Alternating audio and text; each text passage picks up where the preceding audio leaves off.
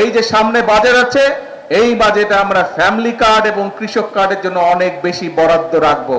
আজকে আমার এখানে এই যে স্টেজের মধ্যে এক কৃষক ভাই বসে আছে, ওনার বক্তব্যে উনি কৃষক কার্ডের কথা বলেছে, শুনেছেন আপনারা?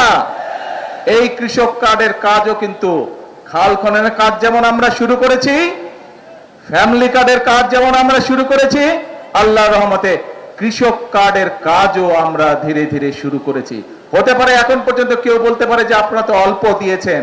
হ্যাঁ, আমরা কাজটি শুরু করেছি, সরকারের কাজ ধীরে ধীরে এগোয়। কারণ এই যে সামনে বাজেট আছে, এই বাজেটে আমরা ফ্যামিলি কার্ড এবং কৃষক কার্ডের জন্য অনেক বেশি বরাদ্দ রাখবো। কারণ বর্তমানে যে বাজেট চলছে, এটি তো বিএনপি সরকারের বাজেট না, এটি বিএনপি সরকারের আগে যে অন্তর্বর্তীকালীন সরকার ছিল তাদের করে যাওয়া বাজেট, এবং সেই বাজেটের মধ্যে ফ্যামিলি কার্ডের কোনো টাকা দেওয়া ছিল না, সেই বাজেটের মধ্যে কৃষক কার্ডের জন্য কোনো টাকা দেওয়া ছিল না।